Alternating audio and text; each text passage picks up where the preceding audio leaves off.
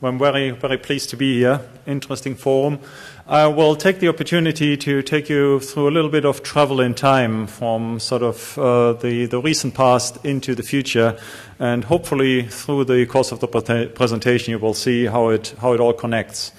So we titled the presentation "The Power Train of Choice," and part of that is actually there is not that one size fits all answer to really make a difference and move the needle. So if you look at what are the challenges we have ahead of us, it's clearly emissions legislation, greenhouse effects, limited fossil fuels, a lot of the things we heard about, but also including safety. And in a city like London, as you can well imagine, the whole thing of congestion, traffic management comes into play and actually is directly connected into fuel efficiency, range and range anxiety and what have you. And if you look at that sort of spectrum of challenges, it doesn't really matter whether you take a different view on greenhouse effects or some of the other single ingredients here. It all drives you in the same direction, that you really have to sort of bulk change the needle on the way we are using energy for transportation. And bulk changing the needle, I mean, it does not only play a role that you move the needle on halo products, you also have to move it on the bulk. So if we look at the fourth strategy which is laid out here, we quite some while back, about 10 years ago, we decided we really have to do our contribution to the 450 ppm CO2 glide path in terms of moving our fleet to achieve future fuel efficiency. So what we have already in the market today, and you can buy it, is EcoBoost technology. We have our Econetic diesel products out there. A lot of the vehicles already are equipped with sort of the beginning part of the continuum of electrification, which is the start-stop piece, or sometimes called microhybrids. Another piece to the puzzle is, you can be more efficient in drawing the propulsion energy from different sources, but another piece is actually the vehicle needs to consume less to move around, which is a challenge on its own because safety standards, equipment level expected by the customer, all of that is going up. So while you're trying to be more efficient, you are having to take sort of more features around to drive and sort of still make it all work. What people don't know that often is we are not new to the hybrid, to sort of the electrified world. Since 2004, we are mass producer in the US for full hybrid cars, and we have 250,000 vehicles on the road. So it's not only Toyota. And while it's not known in Europe, it has a lot to do with the diesel history of the European market. But the technology is available. It's fully mature. So going further now into sort of the near future, we have still a lot of room in developing the current technology mainstream into actually the next level of performance, the next level of fuel efficiency. But then we do actually get into electric vehicles. So the Focus electric vehicle is available very soon. We are getting, in the US actually, it is on sale already, so you can have it. We are getting into the plug-in hybrids in the US this year and in the very near future in Europe. But we're also getting into traffic management systems. So while sort of driver assist systems are known today, which are sort of more like sort of forecasts on your journey on traffic jams, etc., getting that to the next level of car-to-car, car-to-infrastructure communication, you can actually actively manage traffic and avoid the waste of energy by congestion and taking the most energy-efficient route rather than just the quickest route without jams.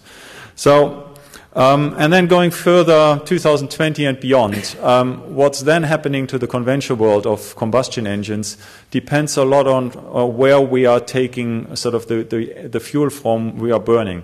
You're all reading in the press of what's going on around the debate on first-gen, second-gen biofuels.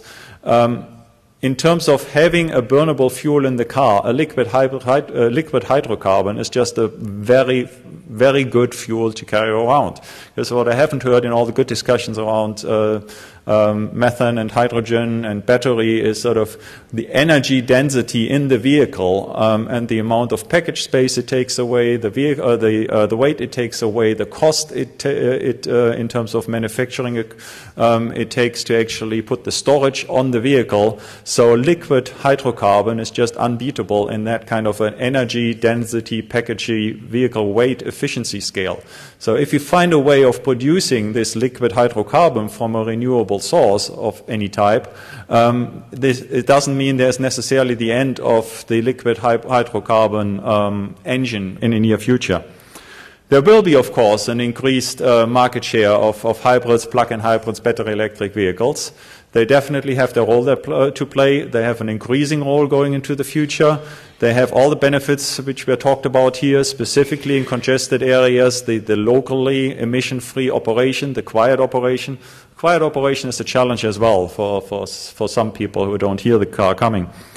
So, and fuel cell vehicle plays a role in that one as well.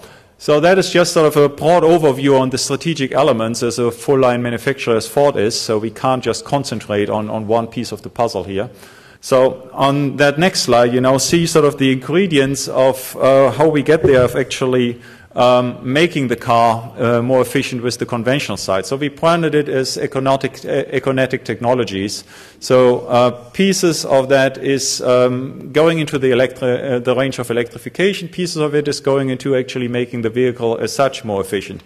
So you see it here, smart regenerative charging, electric grille shutter to only sort of use to effectively optimize aerodynamic where you need it, stop the car in congested traffic with auto stop start.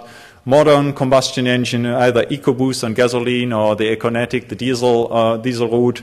And then we have some halo products, which are the blue bubbles at the bottom, where we combine the mainstream technologies with aerodynamic kits, longer final drive, and also low rolling resistant tires. So the bundle of that technology, of those technologies, actually allow quite a lot to be achieved on a more conventional front. But it's not only about the powertrain. To actually deliver the fuel efficiency, there's other factors here.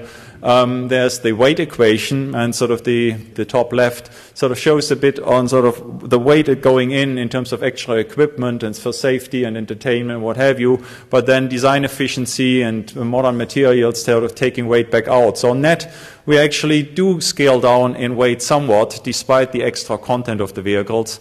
And 100 kilograms of weight saving is about 3% of fuel saving. Then you see the active grille shutter mentioned on the previous slide, what it looks like in the car, low rolling resistant tires. So another piece we already mentioned is the cloud connectivity. So beyond the current driver assistance systems, the car-to-X communication, the intermodality. So in the future we will see more models of you're not necessarily just buying one car, you're buying effectively access to transportation in some combined way to address specifically the issues in congested areas. So what do we mean with power of choice? Is that we are a full-line manufacturer. We just can't afford to just set on just one solution. We are producing globally. The demand in India is very different to the demand of sort of farming in the US or mainstream Europe. So there's not one size fits all. We really have to move the needle across the board. So some examples of the power of choice here in terms of the powertrain choices you have sort of the EcoBoost, have a bit more on that one. You have auto stop start, Focus Electric, C-Max Energy. But it's not like we haven't done anything. It's actually not too long ago that if you look at sort of the diesels in the sort of mid-90s were 180 plus grams CO2. And if you sort of look over sort of the conventional, almost unrecognized technology migration, which is coming into modern diesel cars, not only got they clean with particulate filters and NOx after treatment, the latest generation of cars, we are now with the new Focus Econetic 3, we are at 88 grams of CO2. This is not electric vehicle levels or plug-in hybrid levels, but it's damn good. It's using exactly the infrastructure available for everybody. It has absolutely no limitations in use for the sort of the average family customer, and it's completely affordable for the average family. Diesel because diesel was historically sort of in contrast to the US, where it's more the hybrid piece. In Europe, that has been the choice for the cost-conscious customer. So the development has started a bit earlier and faster on the diesel in terms of getting to fuel-efficient products.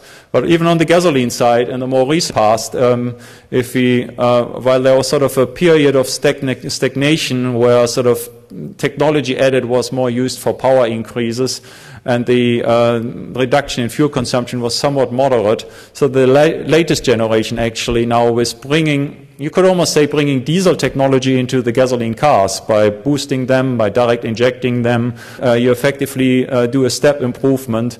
And in our case, we just won on the 3-cylinder 1-liter engine, the International Engine of the Year. 3-cylinder engines have sort of been around for a while, and they have been connected with being cheap, being poor man's solutions. And as you can see, that 3-cylinder has all the high-tech available included to actually get to those kind of remarkable performance numbers and fuel efficiency numbers we have on it. Scale is and availability to the average customer is really an element of making the future work and making a dent here. And on the Ford side this year, by the end of the year, you will have 15 vehicles across all sorts of applications, from Fiesta to sort of family vans to Transit CV vehicle, which are class-leading fuel economy in their respective segment. So you really have the ability to do something for the environment without necessarily having to have the deep pockets of the early adopter. This is sort of the Econetic version, sort of the convention technology, Halo with an 87-gram Fiesta and an 88-gram Focus. This doesn't mean, however, we are neglecting the next step going into the future. So I guess one of the reasons I showed sort of the diesel and gasoline history is 15 years ago, we wouldn't have dreamed of being sub 100 grams with a conventional vehicle or sub 120 grams, around 110 grams on gasoline engines. And here we are, and it's now sort of a 7-digit production volume over the next coming years with that kind of technology. So really getting into the market and moving something. So we do have, in addition, the work going on sort of the next step into electrification. And for me, it isn't electrification versus the other technology. It's actually shades of gray coming in and driving to more and more electrification. The first step in that is stop-start, micro-hybrid, smart region charging, which is effectively on almost every vehicle we sell by now. The next step then is moving into actual full hybrid, like we in the US are on sale for the better part of a decade now. On that one, then you already have the combination of sort of wasting brake energy and being able to take the maximum out of every liter of fuel and crude. And in the full hybrid, you have a sort of no-compromise vehicle. It's a fully functional vehicle. Sort of going the next step beyond that then is sort of you get into plug-in. Plug-in hybrid, we have chosen to actually choose an architecture which is building on the experience of the full hybrid. So it is actually a full hybrid. So even if you're running out of the battery for the electric fully emissions-free range, you have a fully functional vehicle with no compromise. You have no compromise in range. And we decided as a bridge to sort of the future that is probably the safer solution for getting over customer nervousness and anxiety, as opposed to the alternative, for example, to do a range extender, which also avoids getting stranded. But in our definition, a range extender means that when you're out of electric range, your vehicle has some sort of impairment. It's either no longer delivering full power, or some other functions of the car are not fully maintained when you're out of the electrical range with a range extender. So we decided from a plug-in concept which doesn't have that compromise once you are running out of electric range. But for the average commute, 95% of your trips you can still do on the battery charge and derive all the benefits the previous presenters talked about. And then the next step for where it fits, where you have the drive cycle, where you have the conditions, we have the Focus Electric available in late 2012 in US already on sales.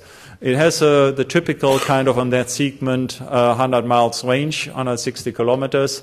Top speed, completely competitive for the kind of environment you drive a vehicle like that, 23 kilowatt hours of battery.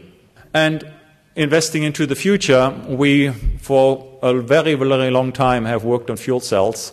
We are in a joint venture with Daimler. It is making progress. It's coming down in cost. We have actually more than 1 million miles practical experience with the fleet test in the Berlin-based partnership, Clean Energy Partnership. So we are keeping a very close eye on that one and actually are still actively engaged and developing the technology.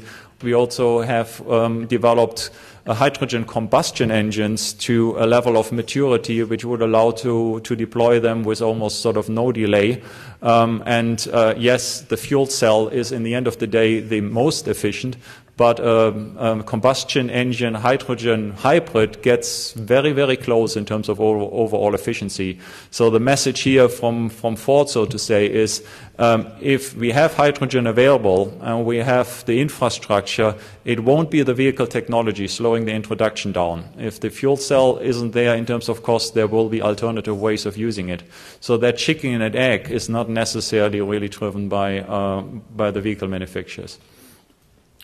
So how does it all connect? Why do we need, sort of, when we have those great technologies, we are delivering the ultimate fuel economy saving, why are we still putting so much effort on the conventional? And that's what I try to illustrate in that bar. You see on the left the massive challenge of CO2 reduction.